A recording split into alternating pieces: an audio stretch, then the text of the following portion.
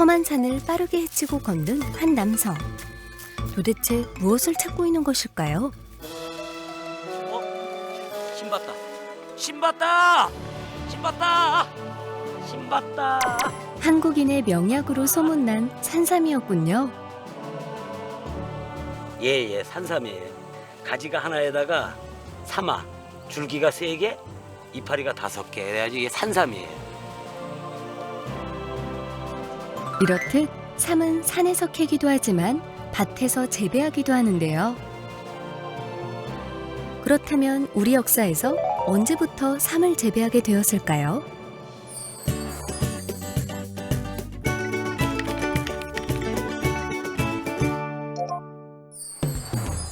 다양한 약재를 거래하는 이곳은 대구 양령시입니다. 대구 양령시는 조선 후기부터 다양한 약재를 판매했던 곳인데요.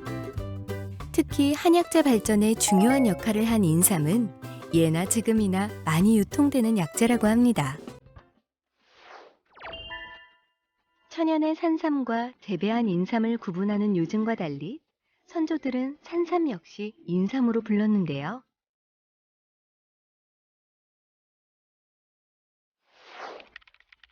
인삼의 효능은 일찍이 조선 세종 때 간행된 의약서, 향약 집성방에서도 확인할 수 있습니다.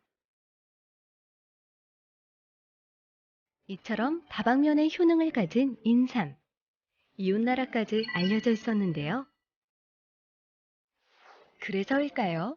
신라에서는 당나라의 사신을 파견할 때 산삼을 선물로 준비했다고 합니다.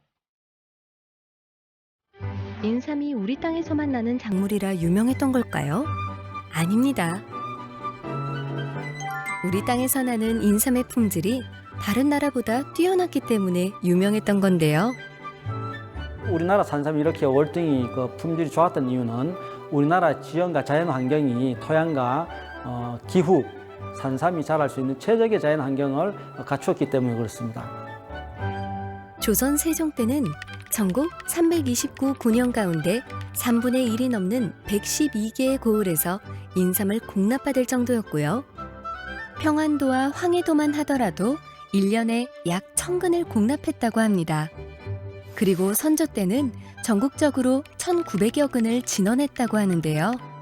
조선 후기 해외 무역의 확대와 국내 인삼 선호로 인삼이 부족해지면서 등장한 것이 바로 밭에서 재배한 가삼입니다.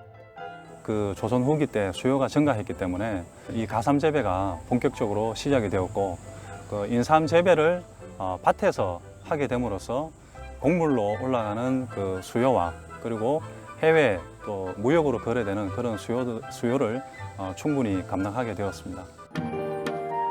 조선 정조 때는 인삼 재배가 하나의 풍속이 됐습니다. 가삼은 인삼 부족 현상을 극복할 수 있는 좋은 방책이었는데요. 결국 가삼으로 인해 인삼 무역이 더욱 활발해졌습니다.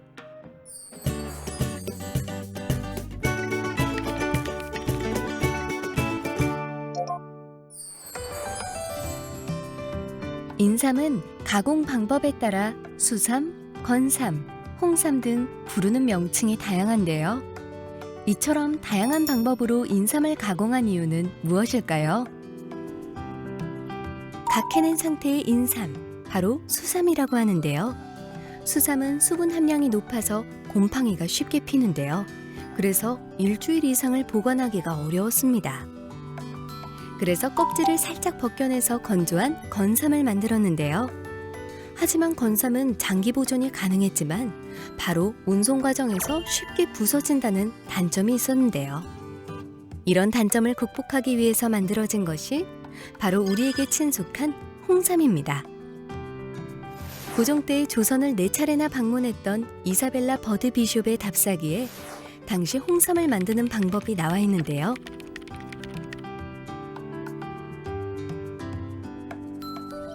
비교적 오랜 시간을 거쳐 만들어진 홍삼은 수삼, 건삼과 어떻게 달랐을까요?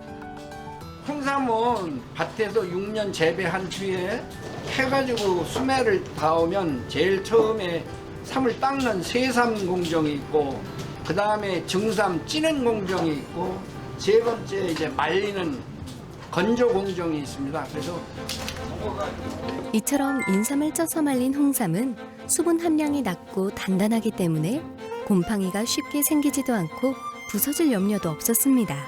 그래서 보관과 이동이 쉬웠다고 하는데요. 18세기 이후 재배한 인삼인 가삼 덕에 인삼의 공급량이 증가하면서 새로운 보관법으로 탄생한 홍삼. 유통기한이 늘어난 홍삼 덕분에 19세기 이후 중국에 수출되는 인삼은 대부분 홍삼이었다고 합니다.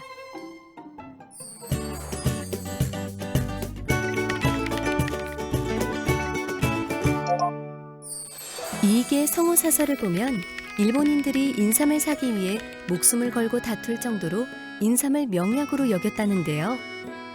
이렇듯 이웃나라까지 퍼진 효능 덕분에 인삼은 국제 외교에서 중요한 예물로 귀한 대접을 받았습니다. 당시 국가에서 체계적으로 관리한 인삼은 개인적으로 무역을 할 수 없었는데요. 하지만 중국에 파견되는 사신과 수행원들은 예외였습니다. 조선 후기에는 사행원의 정관 30여 명이 1인당 80근의 인삼을 중국에 가져갈 수 있었는데요. 인삼 80근이 은 2,000양의 가치를 지녔다고 하니 인삼은 엄청나게 값비싼 물품이었던 것이죠. 소량으로서도 많은 양의 그 금전적인 가치를 지니고 있는 인삼을 가지고 가서 현지에서 현금으로 조달해서 체제 경비를 충당하였습니다. 홍삼이 등장하면서 인삼 무역에 새로운 장이 열렸는데요. 이때 홍삼 무역으로 소문난 지역이 있습니다. 개성인데요.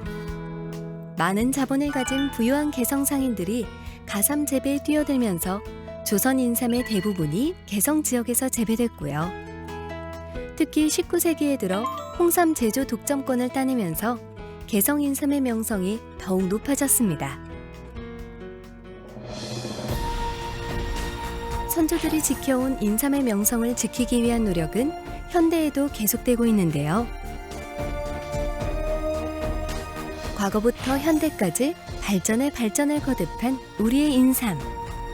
선조들의 끊임없는 노력이 빚어낸 저력입니다.